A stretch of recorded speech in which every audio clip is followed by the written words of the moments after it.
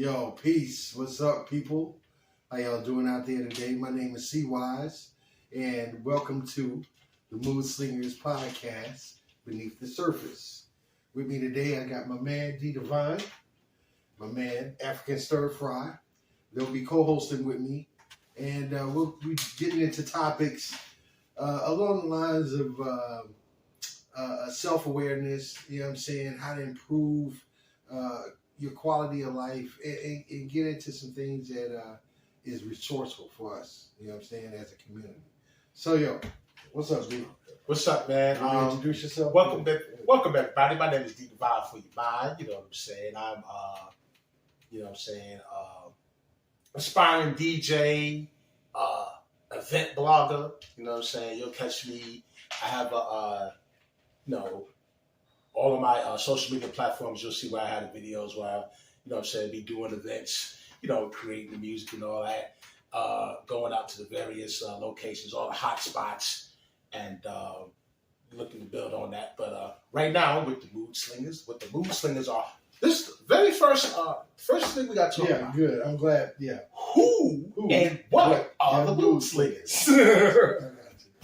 Moodslingers is basically a multimedia company. You know, we strive to meet production as far as music, video, photography, all basic forms of media. We also do websites as well. Moodslingers is myself, C-Wyze, my man, African Stir-Fry, D Divine, and also there's a fourth member, Cage. You know, Shout out to Cage. Shout out to Cage, most definitely. He couldn't be here tonight. He's out of town working, so you know what I'm saying. Can't stop that money. Right. But nevertheless, that's what Moodslingers is.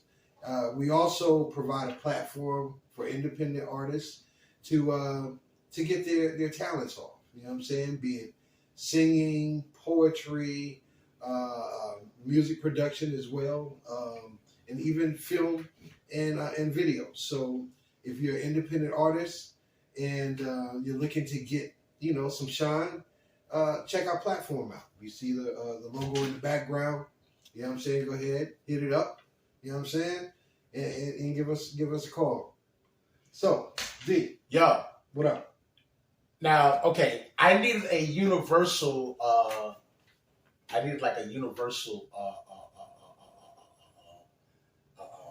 Introduction and how to introduce the Moodslingers. Because let me tell you a story.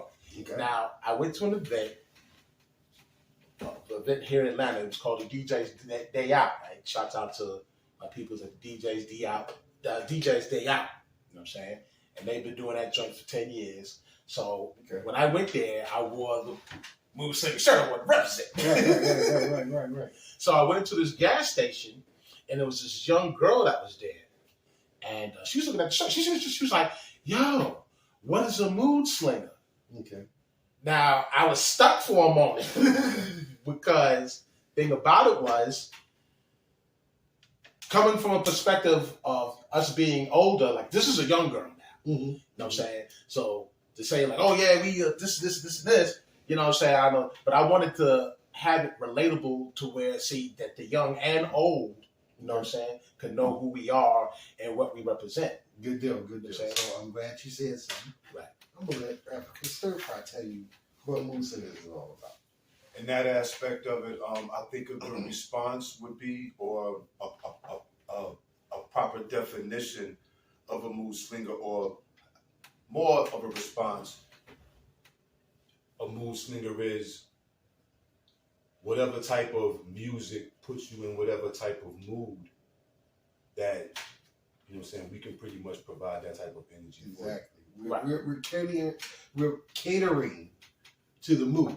Right. Okay. So you might not be into underground hip hop, but you're into neo soul. You know what I'm saying? We got something for you.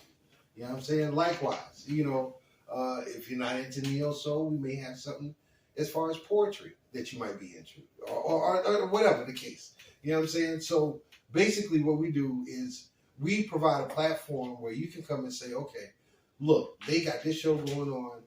These are the type of people that I like to vibe to.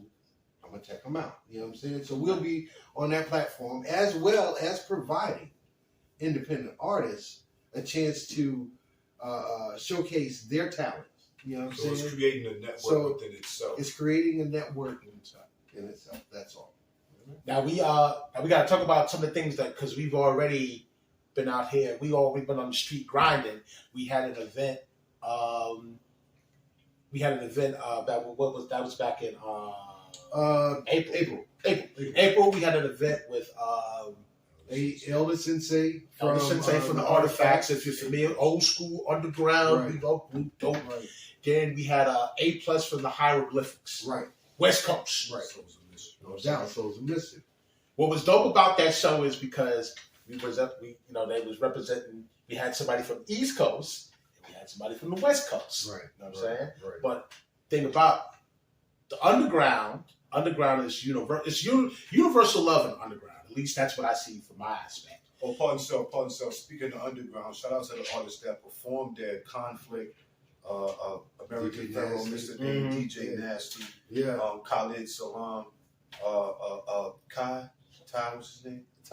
Ty performed also. Ty's performed also as well. He did. Tavo, Tavo as well. Tavo, my DJ. Shout out to Tavo. That's my good, my dope. I don't want to not include them whenever speaking about that show. Exactly. Y'all made it. Yes. Because and that's my bad. We definitely have to include it because they gave some stellar performances as well. Absolutely. You know what I'm saying? There's a video coming out. We're going to check that. We're going to check out that particular performance. You know what I'm saying? Yeah. Sponsored by the Moodslingers. Yeah. Sponsored by, they put the thing down. You know what I'm saying? Exactly. So we're going to come out with some more events on that thing. Pretty soon we're coordinating the MF Doom Day. MF Doom Day. You know what I'm saying? Right. We unfortunately missed the birth date, which is on the 13th. But shout outs to Doom. God bless. God bless you. Know what I'm saying? Every day is a good day to celebrate. But we still going to celebrate the man's life and legacy. Right. You know what I'm saying? Right. So we just put a day aside that we're going to just rock out to MF Doom. You know what I'm saying? I think the dope concept about that is that, okay, because everybody does the Biggie tribute, everybody does the Tupac tribute, and it's all needed.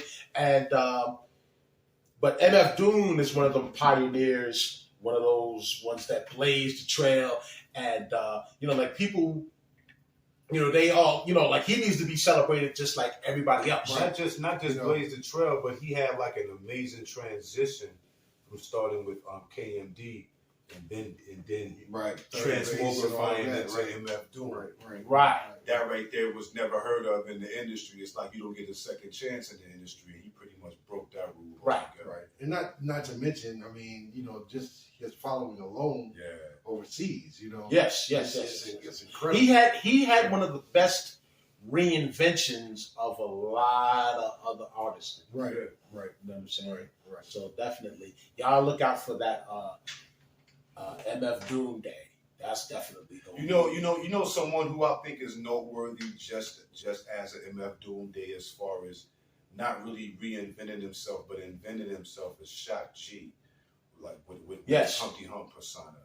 Yes. That's another thing we should pretty much try to organize as well as a Humpty Hump Day for Shock G, because that's another person that went. Yeah. All the ones that transition, one thing, we're gonna add some ideas. I think somebody like Sean Price is another one. Oh man. Gotta do Sean Price. Donkey Sean. You gotta that album. You gotta do DMX. You gotta do a DMX. Right. Gotta do the X. All of and not to take anything away from the mainstream artists. Right. You know what I'm saying? But I think a lot of times underground heroes don't get celebrated. They don't get celebrated. They don't get celebrated. I don't know. Absolutely. So you look at like DMX. I mean, he's more of a surface, right? You know what I'm saying? Artist. You know what I'm saying? People like Sean Price, exactly. They didn't have the radio and that type of fame. So I think those are the cats that need to be celebrated too. Yes. You know what I'm saying? Because Absolutely. you can walk around any day and see somebody with a Biggie shirt on, a Pac shirt on. Yeah. You know what I'm saying? But how many people will see Guru shirt? Yeah. Come on, you know what I mean? That's another. And these are pioneers to the art. You know what I'm saying? That get basically left aside. So let's celebrate these too. You know Yes, what I'm saying? absolutely. So that's all. Absolutely. That's my little 5 cents. I mean, what real GameStar fan wouldn't love to just come here just with straight GameStar? Oh my goodness! Oh my What goodness! MF Doom fan wouldn't want to be around a bunch of other people that love MF Doom, strictly hearing MF Doom, like things you may have never heard, or like, yo, they played your song every song. That's, man, come on. Mm-hmm. That's what it is. That's what Moodslingers is. That's what we're trying to. That's what we're striving to provide for like the masses. You know what I'm saying? As far as how like, If you want to come goes. vibe out the Sade or some Granique, you know what I mean? You got you. We got We'll you do- too. we'll- You know what I mean? So shout out to Granique.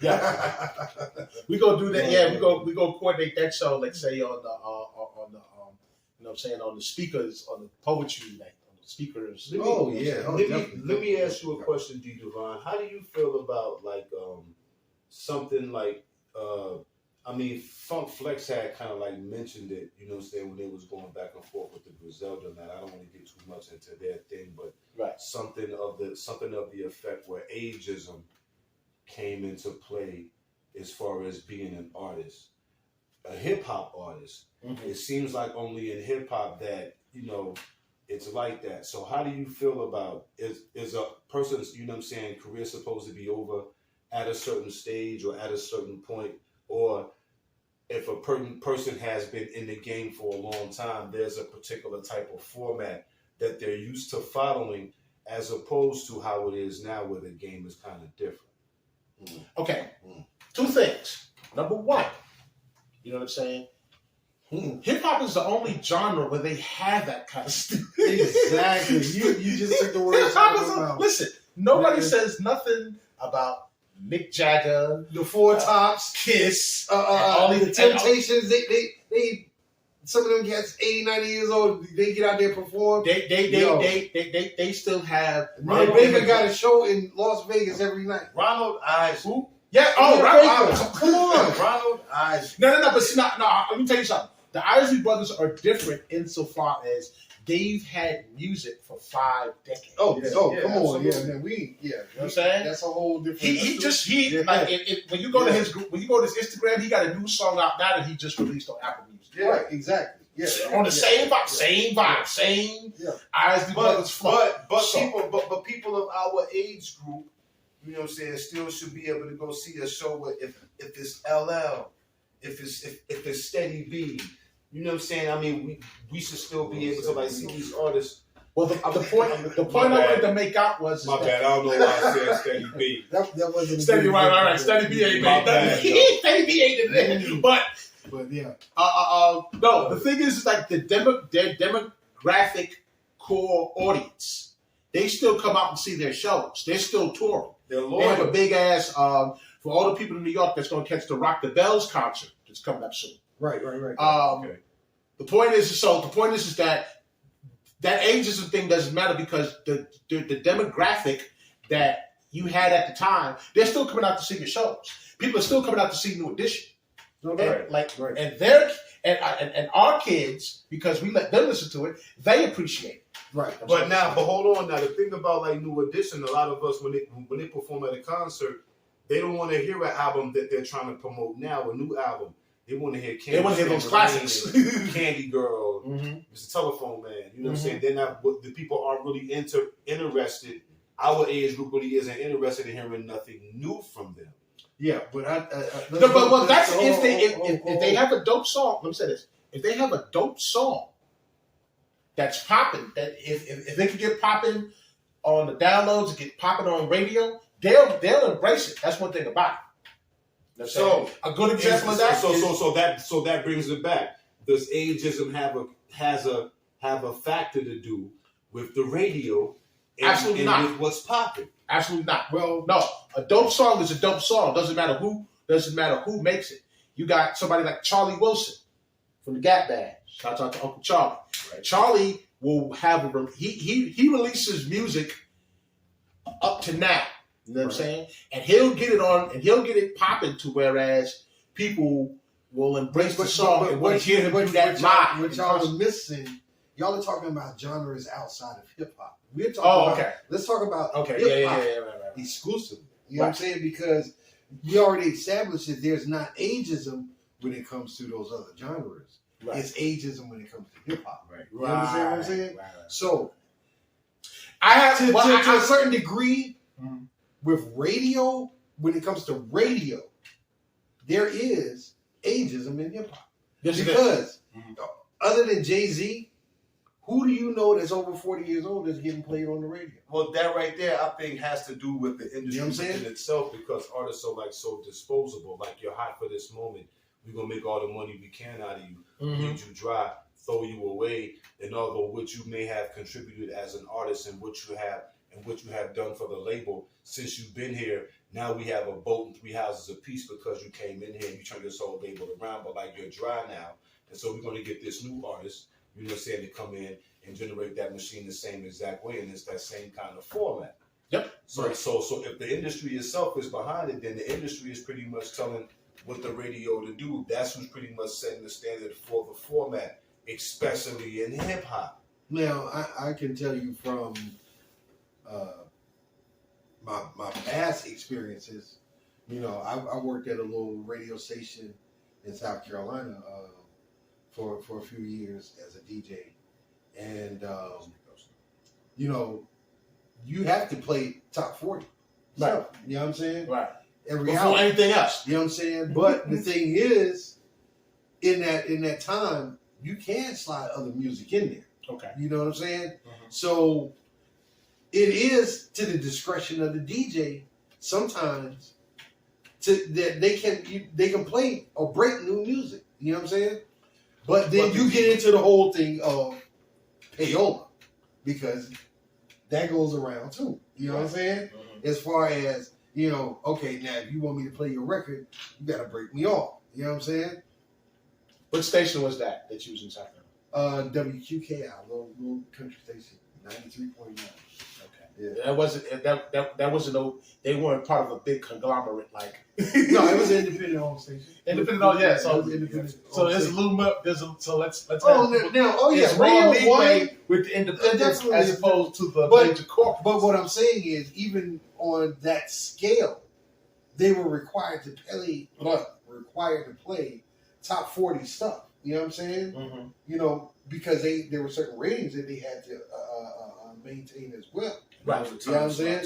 Even though, right, these prime time slots. But the thing is, you did have the freedom to play things outside of top 40. Okay. You know what I'm saying? Right. You know, so, you know, whereas these big conglomerates, no, you have to adhere to a strict playlist. You know what I'm saying? That's why it's like, I heard this jam, that's the same song 3 goddamn times, it's heard the same song. Exactly. Be the same thing. That's why. Exactly. It's like now the DJs now, they on dragging and clicking the mouse.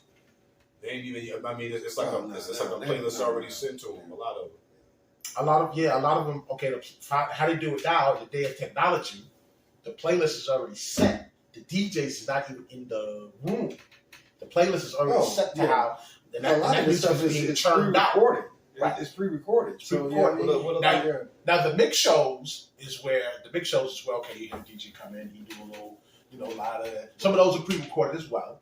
You know what I'm saying? But the main thing is that, you know, the songs that's out and the songs that they want to promote and the songs that make all the charts, the billboards, the Spotify's and all of that is already set.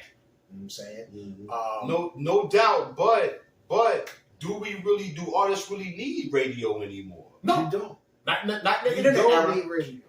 You don't read it. Because most people, when they get in their car, they either plug into their phone or the phone is plugged into an app. They turn on Spotify, Pandora. Nobody's really listening to the radio like that. You know what I mean? You may have periods of time during the day where people listen to the radio, like going to work or coming home. You know what I'm saying? Checking news or sports or something like that. Right. You know what I'm saying? Right. But other than that, most people ain't checking for the radio. You got people that's blowing up off of TikTok. That's the new wave out there. You know what I'm saying? Cats blowing up off of TikTok. You know what I'm saying? And Instagram, you know what I'm saying, with these little songs. So, radio ain't needed. And Griselda, speaking of which, you know what I'm saying, that we brought up, they didn't need radio. And they making plenty money. Yeah. They doing plenty shows. Yeah. You know what I'm saying? But that's our alternative now. We got the Shade 45. We got the Sirius FM. We don't have all these other options now that we can pretty much where we can hear the profanity, where we can hear something that's, you know what I'm saying, that is new, but it's still that dope shit to where we will want to tune into it. You know what I'm saying? It's like it's not in between. It doesn't you know what I'm saying, rely on between the AM and FM frequency anymore. No. Period. No.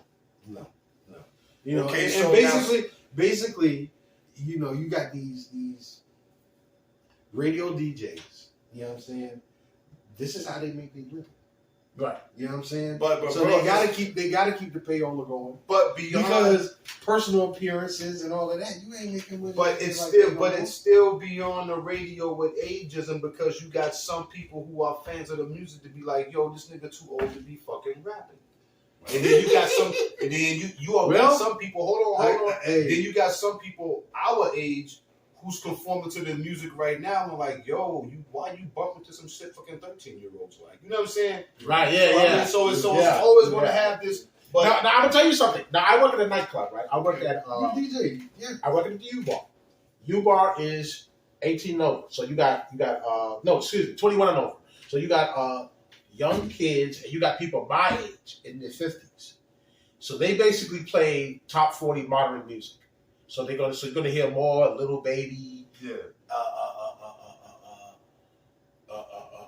ESTG, you know what I'm saying? Kodak Black and all of that. That's what you're gonna hear on a typical night.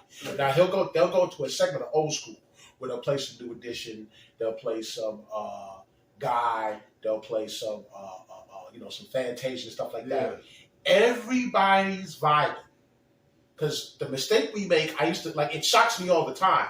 When they go into their old school sets, the millenniums, they rock to that old school music. They know it. You know the one of the greatest songs of all time. Y'all would never guess what this is. That every black person knows and will sing at every cookout. What's that? You want to take a wild guess? Go ahead. They play it all. They play this song all the time in the club. It's a slow jam, by the way. Frankie Baby's one of them. They do know. Now they know Frankie Baby before. I think that was. Hold on. Keep sweat right one way to live with somebody. Keep sweat. No, that's not it. Frankie Beverly is a good guess because Beyonce made that popular with her version to the millennials. So the millennials, they rock with both versions. So you know what I'm saying? So, but your boy, what's his name? Bruno Mars. No, that's a good guess. Okay, all right. But okay, the song that they always play in the club all the time, the young always rock to, is the Isley Brothers' "Contagious" with R. Kelly. I'm talking about. They drop the vocals. What the hell is going on between you? And everybody's singing in unison. But think about this though. Now, of course, the millennials are vibing out to the music, to the old school segment music, because everything that they playing other than that, they was vibing to on the way to the goddamn club. So they just fucking paid money to fucking to hear what they been fucking playing all goddamn day any motherfucking way. So no, but I'm just saying, so far as people like, I'm sorry, I'm cussing. We got that's cool. We got this thing to okay. Like when we were growing up, we were stuck on our music, right? Right. We had to know that old school. We had to know our parents. Their parents instilled that in us. Right. Like you go listen to some Barry White, you go listen to some Stephanie Miller. We knew it. Well, but surprisingly, now this generation, the millennial generation, don't have that pressure. Keep it real, D. Keep it real. What? When we was young, we ain't had no control over the radio in the house. Nigga, you listen to what they listen to. Oh yeah, well radio, going back to radio, yeah. But though, they was listening to that good stuff. But now look, but think about this though. With our parents' music, yeah, it was good music. Mm-hmm. There was like no division on what good stuff was. Now, when the artists began to look a little bit different, is when our parents was like, that goddamn Prince, hell no. You know what I'm saying? Then it became a problem. I'm a Prince fan, yo. I mean, I am too. Everybody Prince fan. Right. Some of us had to hear that. Some of us had to hear it for real. I don't know about him no more. Right. So then the music had divided. Right. Music had divided, and then it became like hip hop. Then it was like, So then, you know, then became a split. Then it's like, okay, y'all doing that stuff, that bippity boppity stuff we don't understand. Then it became, wait a minute, that's James Brown. That ain't nothing new. That's George Clinton. Right. So then now it's this division. Right. Well, see, what point I was making too is just like now, a lot of people take even though you still have the ages, a lot of people take for granted that the generations are so separate and so divided in the music, and that's really not the case. We don't really get into a lot of these new guys' music, but there's always that. Well, for me, there's always that one that'll catch your ear. Like the baby will always catch my ear with time. Yeah. But why? No, I'm not gonna say that. What is it about the baby that catches your ear? He has a fly cadence and flow out of all the rest of it. So then there's a good cadence and flow. So okay, now here we are. He has a different cadence and flow than the rest of it. Because some of these guys you can't even tell. I can't tell the baby from what's his name, Nardo Wick, like them. They start rapping with the auto tune. So then you've just pretty much said the highlighting factor of what it is supposed to be for hip hop people our age. That some may say that's too old for this to even be out there still writing rhymes and going to the studio making beats and performing and doing all of that. The difference with us is we are listening to the lyrical contents, the substance of what's being said. Yes. It does not matter how old you are to our age group. Coach Contra is those young cats are like mad young, but their lyrical content is up to par. You know what I'm saying? They are saying something with substance. Kendrick Lamar. Kendrick Lamar's kind of like old school now, ain't he? But you know what I'm saying? For about 15 years. I mean, yeah, but see, he's still a modern. He's still a modern. But let's think about this. This is our age group. Yeah, he may have been out with 15 years, but he wasn't out when Dana Dane was out. No. You understand? No. But see, those guys, you're looking at 30, 40 years. Dana was 40 years ago. Here we go. But this is that same. But it's that same thing about those lyrics. The lyrics caught you. The voice caught you. The cadence caught you back then to give you that same appreciation.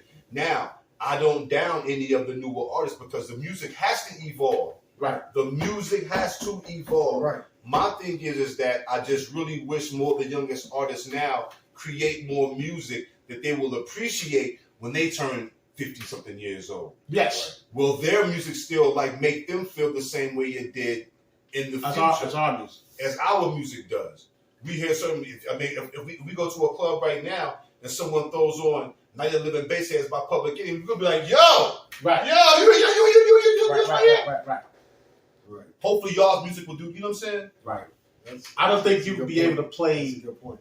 I don't think you'd be able to play Meg Thee Stallion's Body Yada Yada Yada. Yeah, I mean, I don't think when they get our age, they'll be like they're trying to but he's got his time, he's got his place. You know what I'm saying this right here, but see, here's the difference though. I hope you ain't Body Yada Yada. Yeah, right.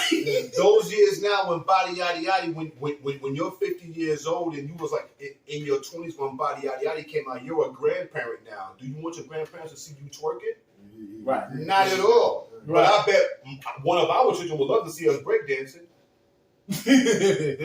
Breaking. You know what I'm saying?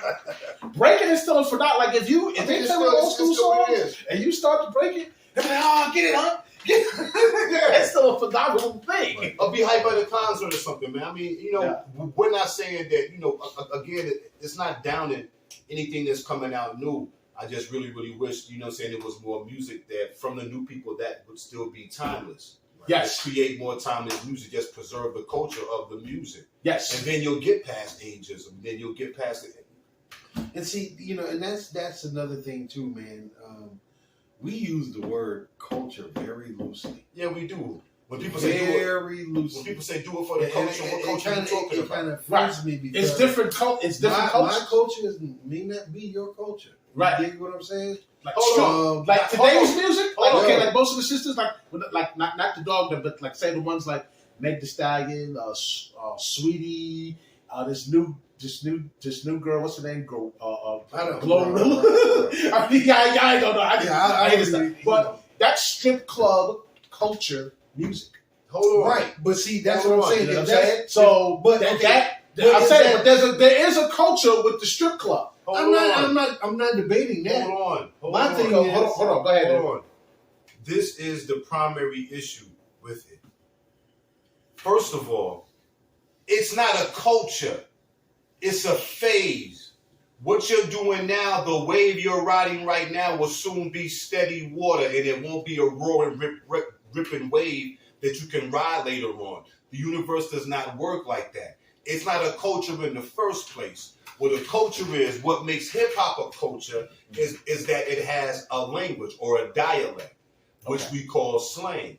It has a tribal dance. It has a way of dressing and all of that right there. What you're doing right now, you're doing phases. Right now, if I throw on some Diodoras, these guys be like, "Yo, where you find those at?" Right. That's what makes it a culture. Okay. So you want so the things y'all like wearing right now, 60 years old wearing some skinny jeans. I don't think you're going to be like too comfortable wearing that. And like once again, I'm not down at anything. Right. It's just a phase. Right. It's certain That's things it that there. we was doing back then that we're pretty much not doing doing anymore. But listen, let me find a dope cross-color jacket. I'm getting it. Right. And I'm gonna rock it right now, and people gonna think it's dope. Right. You understand what I'm saying? Right. So I mean, so what y'all are doing? Yo, Right. Yeah, I don't think nobody like. But See, guys, you're right though. You're right though. Take the shot. You're right though about people like using that term loosely. Right. Right. But